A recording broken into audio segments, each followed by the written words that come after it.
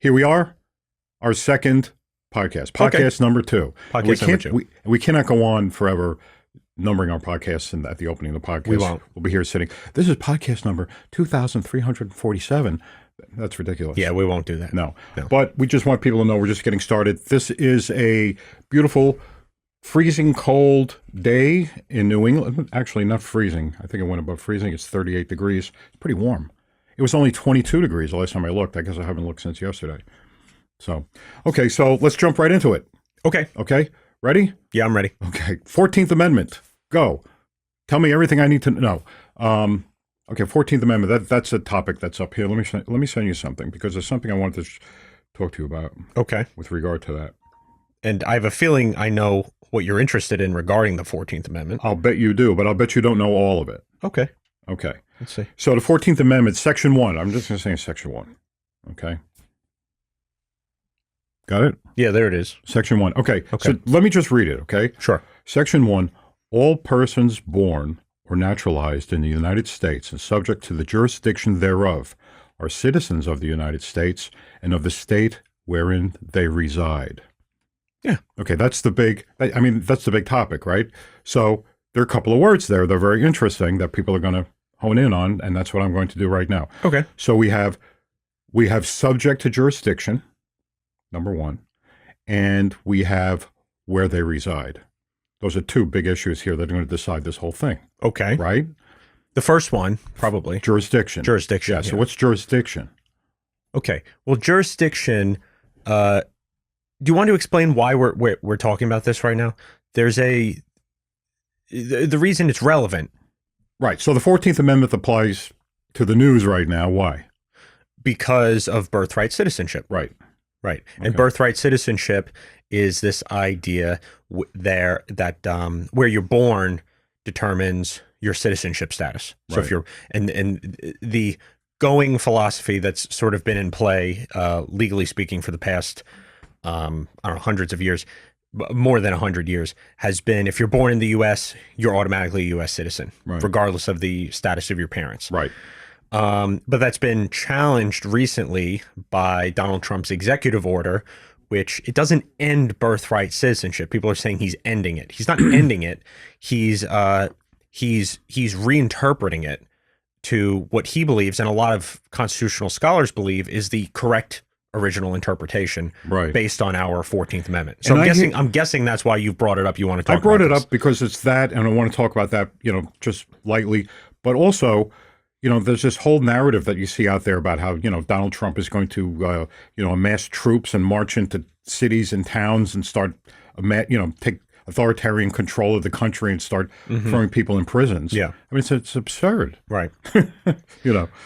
But, okay, so what does, which of course we know is never going to happen. I mean, that's ridiculous. But, okay, so what is subject to jurisdiction? What is jurisdiction?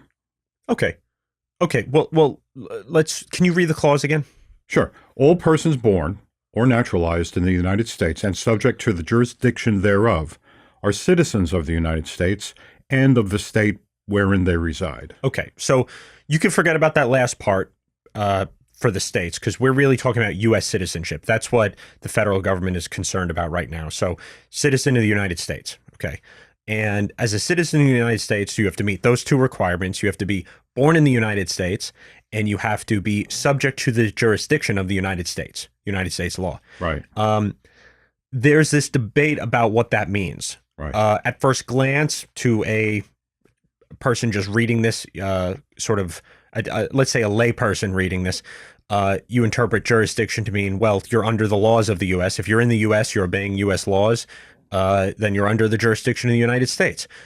But the people who wrote this amendment, the people who actually constructed it and debated it and decided what language to use, they openly admitted that they were talking about a political jurisdiction or a sovereign jurisdiction, meaning more like an allegiance. Like you are you have complete allegiance to the United States of America.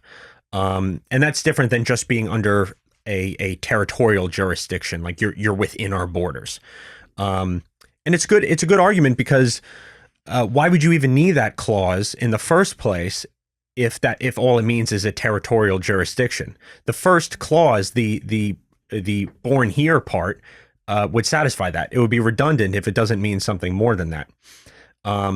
So that's what the debate is. It's, hey, wait a second. If you're from another country and you're not here as a citizen, if you're not a citizen of our country and you give birth, well, you and your family are under the political jurisdiction of another country. You have allegiance to another country. You're not completely, you don't have complete allegiance to the U.S. So that's the idea, and that's why people Right. want to reinterpret the understanding of birthright citizenship. Right, because you have people who are here, like ambassadors and people on business and things like that. They're not that too. Diplomats, diplomats, and some of them might be pregnant.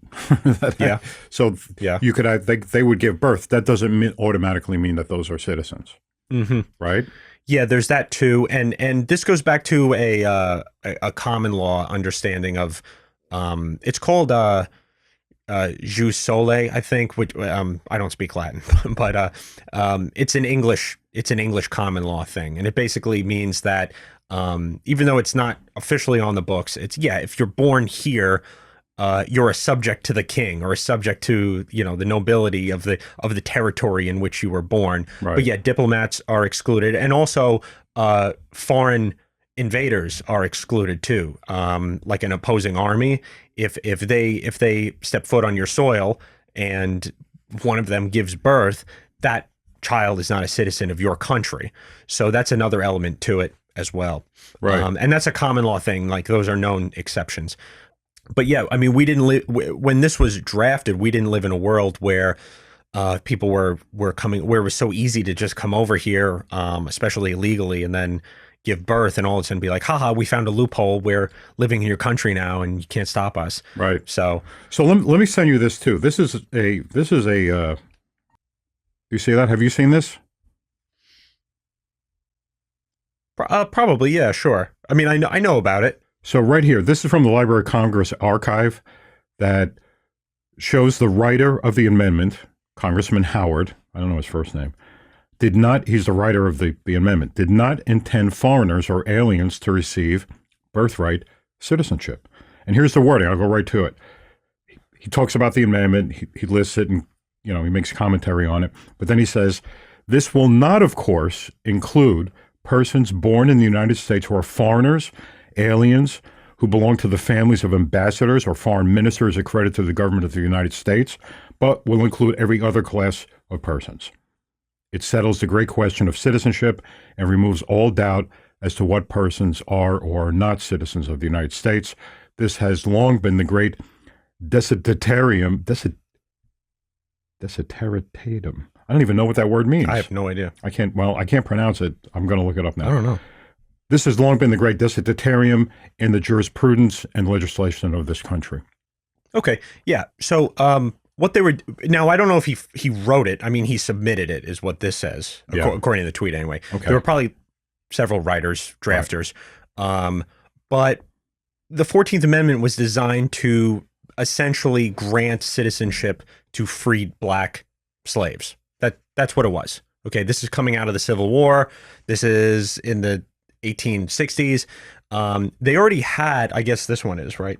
Discussion happened in 1866. So that's why a 14th Amendment was created, to address freed black slaves, not to really address immigrants. No, of course not. No. Okay. No, that's what it was for. In fact, actually, after the 14th Amendment, there was another case about Native Americans or American Indians. They actually call themselves American Indians. About whether they should be granted citizenship. Right. And this is off the tails of the 14th Amendment. And it was ruled, no, they aren't citizens because they're subject to a foreign power being their own tribe. Right. So even though they're living within the United States, they have allegiance to their own tribe and therefore are not granted citizenship. And it wasn't until decades and decades later that Congress passed a law where they decided, okay, let's grant them citizenship. So no, it was not meant to be interpreted that way. Right. There was a case, and this is what everybody goes back to, involving Chinese immigrants who came here, and they were permanently permanently domiciled in the United States, and they gave birth, and the big Supreme Court case, Wong Kim Ark, I think, the Supreme Court granted him citizen. They decided he's a citizen because he was born here, even though he was born to two Chinese citizens, Right. who were subject to the Chinese emperor at the time, because this is the 1800s. Wow. So that's the case that people refer to. But even then, they weren't illegal. They were here legally, and they were, at the time, permanent residents. Sure. So that's a big difference right off the bat. But yeah, the jurisdiction part's the important part. And we were living in a time, the background of the jurisdiction part is that everybody kind of knew it meant a political jurisdiction. Even the Supreme Court knew it too. There were other cases that they, in which they referenced that and said, yeah, it's complete jurisdiction. It's political jurisdiction. You can't be subject to a foreign power. There was a law actually before the 14th Amendment granting citizenship that said specifically, you can't be subject to another foreign power. If you are, you're not a citizen. That's and right. this was written within that the 14th Amendment was written in that context. Right. So that is what it meant. Now, sloppy lawmaking is not a good reason to reinterpret a law and say, okay, so the Supreme Court's really going to have to weigh heavily, okay, what does this jurisdiction thing mean? You can look back at the intention of the framers, but at the same time, you have to take into account other things too. But that's really important. I mean, we should know at least that it's like, yeah, they obviously didn't mean for this to be interpreted this way. Well, okay, so how about the citizens of the United States? Okay, they are citizens of the United States and of the state wherein they reside. Okay, So they don't reside here. They're just I guess that's an interesting point. Well, what does reside mean? I mean, well, we're talking about a lot of times we're talking about anchor babies, let's say, right? What they call anchor babies, right? So where does an anchor baby reside? Where does yeah? Well, let's see. Anchor. Well, if I just look up reside, have one's permanent home. Yeah. So now that's referring to a state, right? So we're not really interested in state citizenship right now. We're talking about U.S. citizenship. So that's why that's Citizens not relevant. of the United States and the state wherein they reside. And the state wherein they reside. So that's the important part. It kind of does point to the intentions of the law, right? Because it's saying, okay, well, it seems like they're writing this as if they're assuming you are a resident somewhere in the United States. But you can reside here on a visa. I mean, but yeah, it does say reside, have one's permanent home. So it definitely does speak to the intentions of the law, but it is in this case, if you're actually trying to be picayune about it, it's about the state, not the federal government. There's a lot about this. We can get off of it, but there's a lot more to talk about it. Maybe we'll hit more in the future. But I did want to bring up one thing. It's hard to argue genuinely that you think it's a good policy, regardless of how you think the jurisprudence works, and if there's a constitutional argument based on the history and based on the way the law is written, that if you're just building a country from scratch, you're going to have a law written that allows people to come here illegally, in the worst case, illegally, have a child, and then therefore be permanently here. I know, that's crazy. It's like I was able to sneak in, have a kid, and then claim, okay, well, you can't remove me or my son because my son is a resident. So you would never build a legal system on purpose that does that. So anybody trying to argue that this is a good thing is being disingenuous. But because their real intention is no, they want to change the whole system completely. They want unfettered immigration. They want looser immigration. That's really what they want. But you can't make the judicial argument. You also can't make the common sense argument. It just doesn't make any sense. Well, common sense doesn't work. But judicially, it's a harder time to go back and retroactively sort of say, hey, this is what we meant. We're reinterpreting now. It's a big push, but it makes the most sense. While we're doing this while we're on this amendment or this section of the amendment, section 1, I just want to read the next sentence because the next we'll get into it maybe in the future, but it's an interesting thing.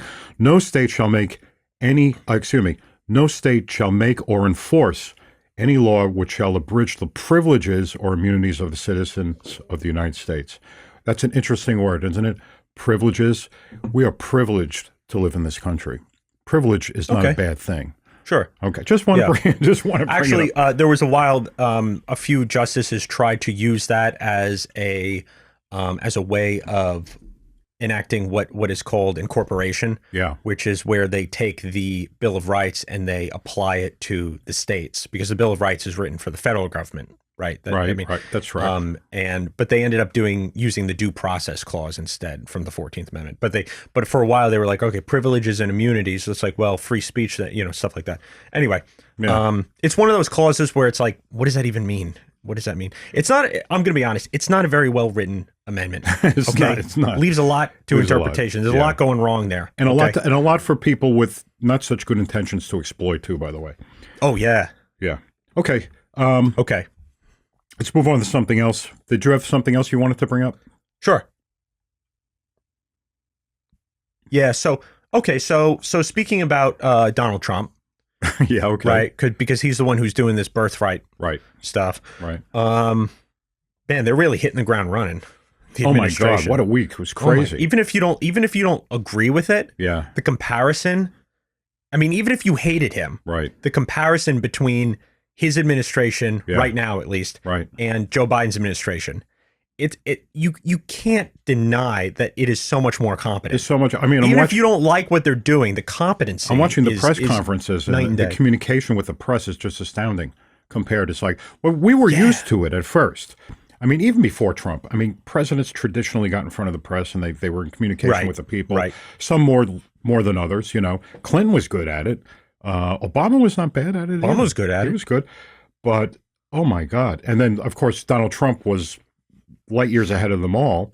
But now There was such a dearth of it with Joe we have Biden, s- though. It was crazy. We have seen on TV and heard more from our president Yeah. in the past week than we did the entire previous year. You know, it makes the past 4 years feel like, in retrospect, we were under a just a sitting dictator or something. I And what- know, it's like- because it's like, yeah, he doesn't need to tell us what's going on. Yeah.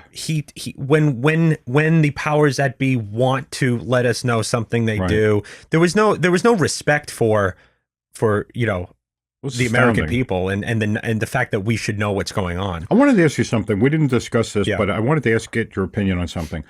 On What? on Peter Hegseth. Pete Hegseth, yeah. Yeah. He was Pete Hegseth. I can call him Pete.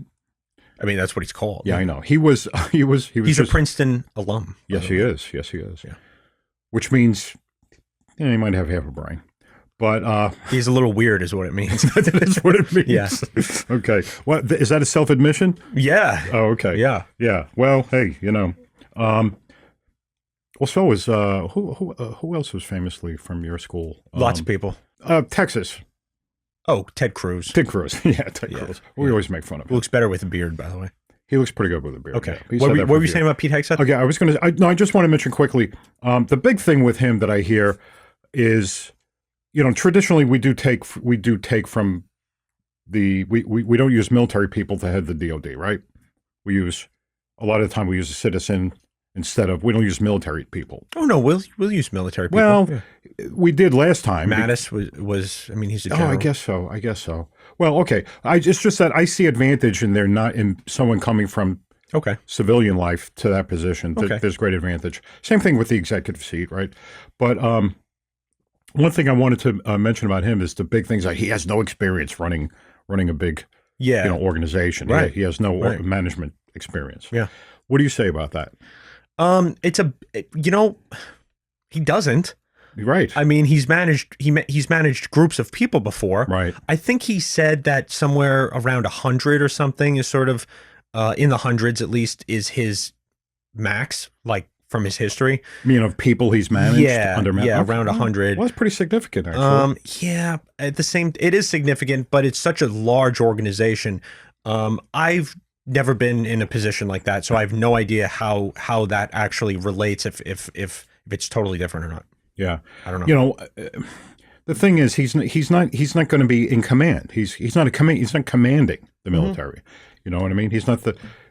Yeah, Troy- he's going to have people reporting to him, Of course, and of everything. course. Yeah. And the other thing about him is that I'm not sure I really supported him getting confirmed. I have to be honest with you. Why? I mean, he's there's that whole issue with the blackmailing Yeah, that kind of bothers me a little bit. right. And it bothers you because you believe he did bad things, or I didn't know until actually the other day how much money was involved. Apparently, I haven't confirmed it, but it was probably, I think it was like $50,000. I think it's 50, yeah. 50, yeah. I didn't know that till the other day. But even before I found out the amount, I figured it might have been about that. It could have been 100,000, but 50,000. He was blackmailed, and he gave in to blackmail. Yeah, right. He paid the ransom. Okay. And so that makes you feel like he's vulnerable to that. he's vulnerable, yeah. Yeah, He could be vulnerable to blackmail. We already know that if somebody tries to blackmail him, he'll go for it. He'll pay the ransom. Right. You want that? You want someone with that track record We'll and see head how of it goes. DOD? We'll see how he goes. I'm not quite crazy about that. I like his politics. He's fine. Yeah, his ideas are His ideas fine. are good. Yeah. He's a warrior, that's for sure. Right. But I don't know. That thing, it just sits a little bit funny with me. I was listening to, I'm not the only one. I was listening to Greg Kelly the other day. He was saying the same thing. So I don't know. It's kind of. So we'll see if it's less about the policy. It's more about, like, I hope he holds up. Yeah, I hope he holds up. Hope he holds up. I hope he holds up. And so we'll see what happens. I'm sure he'll do a good job as far as that goes. But I don't know, it's always going to be that question. Yeah. There's always going to be that question. Well, he's there to fulfill to implement the agenda. That's what he's there for. Well, that's the thing. So, if he does that, he'll be fine. and you could tell he wants to do that, which is better than anybody who's been in that position within the past 8 years. I know, but he didn't want to be blackmailed either, and he was. I know. So we'll find out. Successfully blackmailed. So yeah. So I was going to bring up, speaking of Donald Trump, speaking of birthright citizenship and all that, and speaking of resiliency, really, we're talking about Pete Hegseth. We hope he holds up. We hope he's resilient. We hope he's resilient. Big so word I wanted to watch this clip with you. Okay. I wanted to show you this clip of Trump I saw. So his question essentially, you're very resilient. How do you basically take it? Because I have been through a lot, more than any president. I think the answer, I don't think I'd be as popular if it didn't happen, okay? Because they go after me to try and hurt me politically so they can beat me in an election. And it's actually had the opposite effect. It's made me more popular. I try not to think about it the way he phrased the question. I just say, screw it. Whatever happens, happens. And do the right thing. I see guys in golf or in sports, but they want to drop a three-footer. They try so hard. And in the end, it's really unattractive. And then you watch some other guys that just bing, it goes in. I try to take it less seriously than I should. I should take it more seriously. But if I did that, I don't think I'd be with you guys today. I really don't. So his question essentially, you're very resilient. I watched that, and what I see happening there Screw is... it. Yeah. Screw it. Screw it. But screw it and do the right thing is what he says. Do the right thing, yeah. And he says he tries not to take it too seriously. Now, he's trying to come up with the right language for it. It's wrong language. I'm the president, but I don't take it too seriously. Yeah, the truth is you can tell he takes it very seriously. He's talking about the attacks. Yeah. Well, what he's talking about, it sounds like paradoxical to hear him say it. Obviously, he takes everything very seriously or wouldn't be running for president in the United States. You don't want to say, I'm the president of the United States, and I don't take it so seriously. Yeah, but you don't have to really... That's not what he means. Right, but he's trusting his intuition. He's not overthinking. He's not ruminating. Right. He's doing the right thing no matter what, is what that means. Mm-hmm. And everybody does that to some degree. You don't have to be overly intellectual and rational about your understanding of what it means to trust God, what it means to... we have this intuition that we're supposed to listen to. Sure. And we know the right thing to do. Sure. And it's whether or not we can rationalize ourselves out of it sometimes and think about, well, I really shouldn't do this because of this. And you find people who just overthink everything. And they're looking for some sort of doctrine that they can follow that will make them succeed. Right. You know what I mean? And like you say, it's intuition. You don't have to do it. Yeah. I will tell you, I know what Donald Trump's secret is. What? I know what it is. To his resiliency. What? Sure. Well, I could see it. I can see him doing it. I can see him exploiting it. He is, when you see him being attacked by a reporter or even during an interview, you'll see him, I can see it, you can see him pull back.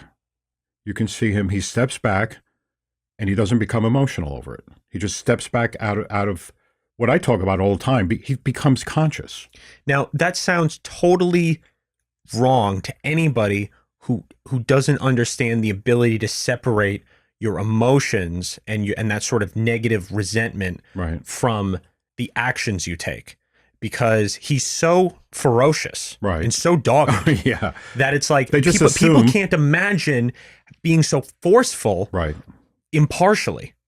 Oh, it's totally possible. Of course, it's totally possible. Look, but if look, you, look at Jesus in the temple. right, Right. right, exactly, with the money Same- changers, sure, exactly. Yeah, same so, thing. so it's a lesson that we've kind of forgotten to teach Right. as a society. We don't teach people anymore. Right. Yeah, you can do the right thing. You can stand up for yourself big time, Right. without being emotional and angry and bitter and Of filled course. with rage and resentment. Of course. People think they have to actually use that energy in order to get that way. Right. They hype themselves up. They make themselves angry in order to be ferocious. That's not good. Yeah, even the Bible talks about that, right? They mentioned this righteous anger. There is Okay, such a thing. I don't want to get into that right now, but Right.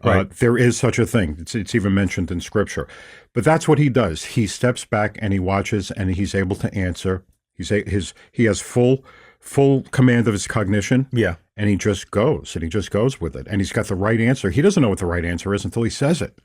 Yeah. He doesn't premeditate any of this stuff. Premeditation is not a good thing. Meditation, we like to meditate, but not to meditate on things, but just to become conscious, to be aware. That's his secret. He doesn't have a system that he follows. Well, let me say, it's just that way. we do have a brain. We're Yeah. meant to use it. It's a tool. Right. We still use our intellect for things. Right. But you got to know when it's appropriate and when you should follow your intuition. No one calls Donald Trump a great intellectual. That doesn't mean he's stupid. He's a smart No, guy. it doesn't mean he's stupid. They made fun of Ronald Reagan that way. They called him, and he was not intellectual. Oh, he's a bumble brain, and stumbles on his words, and he's just too happy-go-lucky. They made him seem like all of the intellectuals made him seem like some sort of Right. intellectual inferior. But he had the same thing that Donald Trump has. He would step back, and he would just I don't take it seriously. He didn't take it seriously. Yeah. And you meet people who are better at that than others. Takes People the who, job seriously, but doesn't take the attacks seriously. Yeah, you meet people who do that more than others. Some people, they can't imagine ever handling any sort of stress without becoming absolutely, Right. angry and upset and worried and everything. Right. It's like, well, I can't do it. Well, you get other people who are under stress all the time and they're cool as a cucumber. They're totally fine. It's so simple that it's hard to do. But Cool. By the way, and cool as a cucumber on the inside. It's your internal deportment. Right. It does not always reflect in how loud or ferocious you're being. Right. Because sometimes you need to be loud and ferocious. And Right. if you can't do it without being emotional, you're not going to do it right. You're not going to do it at the you right have time. to step back from the emotion and be detached from the emotion. Right. And by the way, Trump loves cucumbers. I can prove it, but we won't do it now. Okay. We'll do it another time. Okay. Well, now, when I was raising you, when you were a little kid, did I ever yell at you, get loud? And Yes. Yes. I think a lot I did. Yeah. All right. You threw my GameCube down the stairs. I threw your game down the stairs. Down the stairs? Yeah. I did? Yeah, you did. I threw your Yeah, game. you broke the damn thing. I thought I took a hammer to it. Yeah, you did that too. Oh, okay. You did that too. You did that, and then you threw it down. Then you said, "This is not enough," and threw it down the stairs too. Oh, okay. Yeah. All right. It didn't work after that. No, it didn't work after. Yeah, of course, it because- didn't work after that. Because you were abusing it. Yeah. you were abusing I was getting lost in it, but Yeah. still, I mean, yeah. You wanted an example. There you go. All right. Well, there's an example. So anyway, so this actually leads to the other thing I was Yeah. going to bring up. So yeah, and that means having a personal relationship with God, really is what it means, because That's exactly what it means. it is what it means, because and even if you don't know it, you don't have to intellectually know. Some people just intuitively do it, which is good. Right. It's good. If you were to say, I don't know if you're going to say this, but I'll say it. Yeah. If I'm to say, there are a lot of people who would think I'm absolutely nuts if I were to say Donald Trump has a personal relationship with God. A lot of people would believe it. Now they would. Yeah. Now they would. Yeah.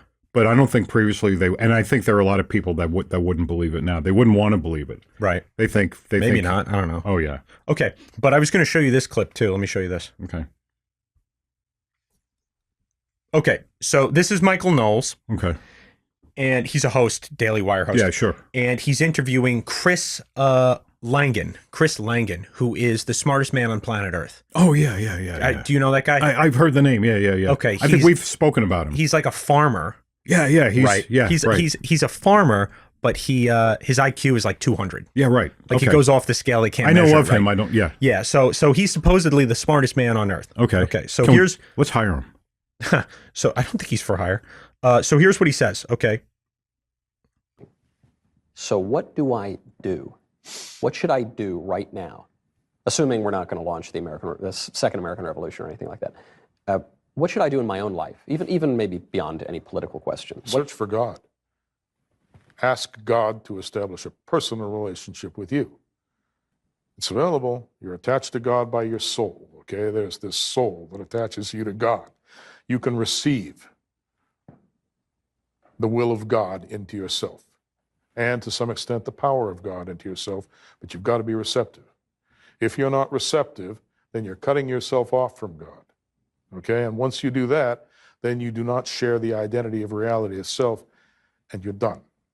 Once your physical body expires, there is nothing that will carry you because you have denied it and rejected it. You follow me? I do. That's what people need to do. I do. I think that's good advice. I'm glad you agree. Chris. That's good for you. It is. It's good. It's sort of like reaching out and grabbing. Do this. Do that. Search for God. It's though to shake the audience. Wow. What do you think of that? That's amazing. Isn't that good advice? I like that guy. Yeah. Wow. I saw that too, and I was like, this is very moving to me. I saw that, and I was like, this is actually maybe one of the smartest men I've ever heard. This is actually one of the smartest men. Yeah, right. And for real. For real. And guess what? Yeah. Knowles didn't get it. Knowles, he liked it. He liked it. He knew it was the right thing. He liked the words. He thought it was intellectually made sense to him. He didn't get it. Yeah. He didn't. But he said that he gave that advice. And wow. That's amazing. It's pretty, as a number one piece of advice. I'm going to cry just listening to that guy. Wow. It's good, right? Oh, it's very good. Yeah. So I watched that and I was like, oh my God, this guy actually said the most important thing you could do. He actually gave there was a right answer to that question. He gave it. What's the most important thing you could do? He gave it. And he actually gave the right answer. I know. Right? So I like that. God's will. Receive God's, ask him to establish a personal relationship with you so you can receive his will. Receive God's will. Yep. Because if you don't, you expire and that's it. You're done. This is what I talk about. This is what I write about all the time, about receiving God's will. Yeah. God's will projecting on earth as it is in heaven. Right. Within you. Right. But but you have to let it in. Yeah. Everybody walks around thinking that they're these marvelous, havens of goodness. They just have to find. You have to let God in. Yeah. You have to let him in. So this guy he's actually super smart. Wow. Like on an intellectual level, he's super smart, regardless of his actual insights. Right. Because there are lots of people with high IQs who are just so dumb when it comes to things that matter. Right. But right. But he actually gave a right answer. Yeah. On top of that, he's intellectually very smart. He's trying to, or he has come up with, I'm not claiming to believe it, but he has come up with a what he calls the cognitive theoretic model of the universe. So he has his own theory of everything. Have you heard of a theory of everything before?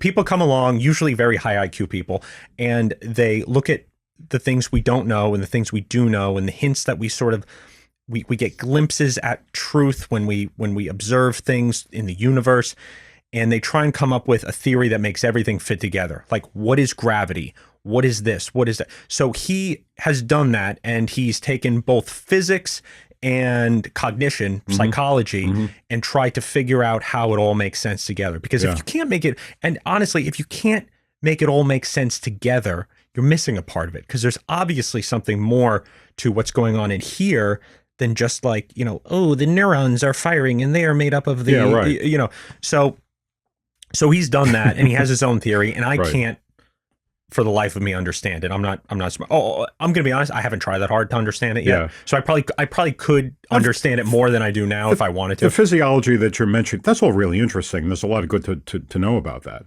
Yeah. What you mean? You mean the the neurons are firing. Physiology. Okay, yes, but physics. He's trying to understand physics and like what is matter. Right. What are we even looking at? Yeah. When you first put him on, and he started talking. You hear the accent, and all of a sudden, oh, here's some goofy born again, crazy farmer. And but he's not crazy. Yeah. Well, he's And very sane. He actually worked. He worked basically blue collar his whole life. He was Right. he was a bouncer in New York, Right. New York nightclubs for Oh, years. maybe he bounced me out of a bar or two when I was Yeah, down. probably. Yeah, So anyway, I thought that was pretty cool. that is very cool. Yeah. I want to know more about this guy. Okay. I want to know more about him. Okay. And by the way, he is a Donald Trump supporter. By the way. Oh, go figure. Yeah. Go figure. Smartest man. If in he's the, that smart, he should be politically smart too, right? smartest. Yeah, he should be smartest man in the world. Is going to vote for the right guy. Yeah. He's going to figure it out. Yeah. Yeah. So that goes to that. I mean, that sort of consciousness, that sort of awareness applies to politics. Obviously, it applies to what he's talking about. It applies to every aspect of your life. It applies to everything from diet and exercise to how I raise my kids, how you raise your kids when you have kids, how I treat my wife, my family. You know, everything. It applies to everything. It applies to food. We talk a lot about food. Yeah. Here, and one of the things I wanted to talk about was I made you some French fries last week, Oh yeah. Right. and you thought they sucked. Yeah, they were bad French fries. Why? They weren't crispy at all. Well, the idea was I wanted to make healthy French fries. Not that I'm trying to eat French fries. I don't. Yeah. I don't eat French.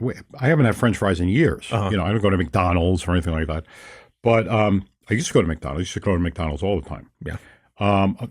We used to go a lot. We used to go once a week.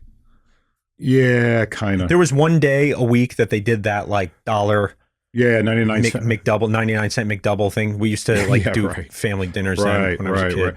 I know, but see, McDonald's is very different than now than what it used to be, and that was the whole point. That was what spurred me onto trying the French fries. Okay. Was that this whole movement? You know, it's getting a lot of publicity lately about how McDonald's is ought to be putting beef tallow. Using beef tallow Using to beef cook tallow their- instead of right, seed oil. Yeah. cook their fries. There's this place here. I'll send it to I you. think they use cottonseed oil actually. Cotton? No, that's not good. Cotton? I'm not kidding. Who uses cotton seed oil? McDonald's, right?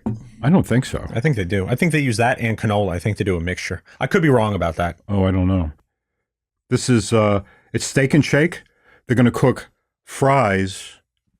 There we go. Steak and Shake to cook Steak and Shake. fries in beef tallow. Steak and Shake to cook fries in beef tallow. The authentic way. Right. Okay. Yeah, I saw that. They're doing a publicity stunt with it.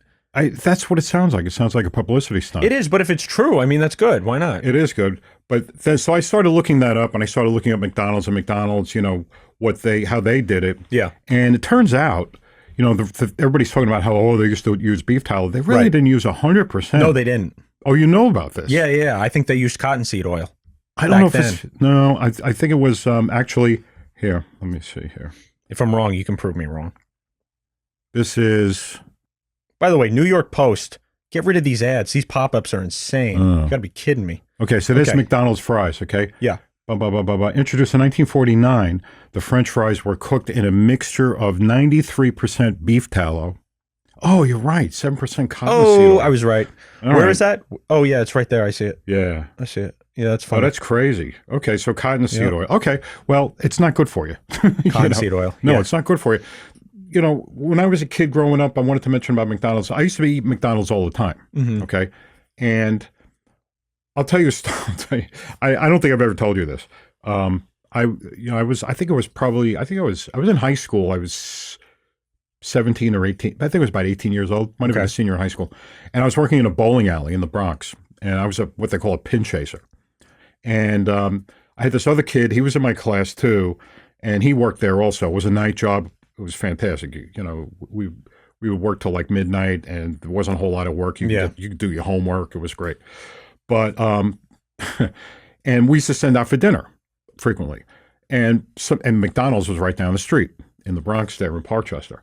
And so we both send out for McDonald's, and I ordered what I always order. I had 3 cheeseburgers and a small fries and a Diet Coke.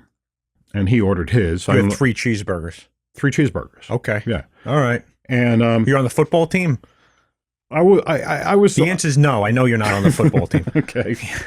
So he would bring So he brought the bag and he opened up his and he got I got mine and he opened up his and he got 4 cheeseburgers and a large fry Okay. and a regular Coke. Is he fat? No, he's thin as a rail. Okay. And I'm going, his name was John. He was an Irish kid. He He didn't eat all day. and I'm like, this is what skinny people do. What am I worried about? So from then on, I said, well, I ought to be able to eat 4 cheeseburgers. And I did. I started eating 4 cheeseburgers. Then I met your mother, and I know I told you this, right? Yeah, About what? the 4 cheeseburger thing where she switched me out of 4 cheeseburgers. Oh, okay. She switched me out as 4 cheeseburgers. She said you'd be much better off if you would have 2 quarter pounders with cheese when you went to McDonald's instead of 4 cheeseburgers. Yeah, less bread. Less bread. Right. But I have to tell you, back then, they didn't start putting glyphosate into our food products until I don't think it was like till the 80s and 90s. So the buns were not contaminated with that stuff. They were cooking the fries in beef tallow and cottonseed oil, apparently 7%. It didn't have the inflammatory effects, and it didn't cause all of the terrible diseases that we're getting now from a lot of these foods.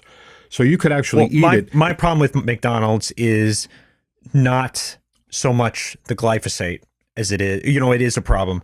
Yeah. But I just don't trust them. The pink slime thing Yeah. that's really kind of a made me turn-off. think I should just never go back there. Okay, if they're feeding me this, they'll feed me anything. Right. And until they get caught. And actually, okay, so the thing is the pink slime, it's hold on, I did It's not write around. it down. That's not even an issue anymore, is it? Oh yeah, it is. It's called lean, finely textured beef. It's the stuff with ammonia in Lean, it? finely textured beef. They take the scraps that the butchers butcher and throw onto the floor and Onto whatever. the floor? I don't know. I'm just telling a story. So they take that and they put them in a one of those things that spin around. What are those called? Centrifuge? Yeah, they put it in a centrifuge and they spin it and they spin and they heat it, they pump it with heat so it all melts and they spin it to separate the meat, the actual like protein from all the other crap that's floating around in that stew. And they take that lean stuff, they pump it with ammonia to Yeah. kill all the bacteria that is inevitably in it because Yeah. it's gross. And then they make a paste out of it. It's Well, called it's been on the floor. It's gross. well, I don't know if it's on the floor, but it's called pink slime, and that's what pink slime is. Or Yeah, lean, I know, or no. I should use the official term: lean, finely textured beef. That's Okay. what that is. So, I mean, it's great that they make it into something edible, I guess, but I don't like that they're feeding it to me. And guess what they're calling it now? The FDA actually decided they can call it beef. They can call it ground beef. So they don't even have to tell you anymore. They could just call it ground beef. Okay. Look, I remember this issue That was in 2018, by the way. like 10 years ago. Yeah. Right? I thought that was all corrected. I thought that was all. I No, thought, no, I no. thought they said they're not going to do it anymore. Okay, companies might say they're not going to do it anymore, Right. and you would hope they're telling you the truth, Right. but because we know they love to tell the truth. But no, the FDA actually just in 2018 made a ruling and said that companies can call this pink slime, quote unquote pink slime, Right. ground beef. So you can actually, there are supermarkets where you're buying ground beef Right. and it has some of that in it. They'll put that in it. How about like Trader Joe's? Yeah, I don't know about Trader Joe's. Whole Foods says they don't do it. So you have to go to the individual store and see their policy on it. Right. But if they don't have one, they're probably doing it. I get grass. I only eat grass fed. Yeah, the grass-fed you probably don't have to worry about. And Why? Why not? Why? What would be the difference? You think? well, I say probably because I don't know, but I Right. think that they just probably don't do it with that kind of meat. That's my guess. It seems like it's almost like a too high quality, like they're not going to do that. But Whole Foods says they don't do it. Right. And Okay. chop meat from Whole Foods is probably fine. Chop meat. People don't know what chop meat is, by the way. You know that? I say chop meat, people don't know. Chop meat is ground beef.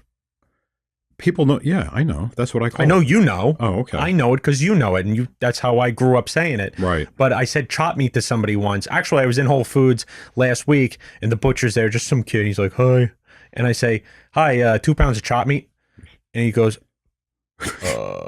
Yeah, and I'm like, that's a regional thing. ground beef. Yeah, it's a And he's regional like, thing. "Oh, okay, It's all right, dude, yeah." It's a regional thing because in New York, growing up in New York, you could get different kinds. It is so. It's a New York thing, I think so. or like maybe tri-state area. Yeah, thing. it's ground beef, That's what I told the guy. I said it's a tri-state area. Well, I didn't order ground beef ever. I would order. I would say just basically I ordered chuck chop. yeah, chuck chop with some pink slime in it, please. 7% pink slime. It's chuck. Yeah. Chopped. So it's chuck chop. Yes. So we just call it chuck chop. Yeah, I get it. But you could also get ground round.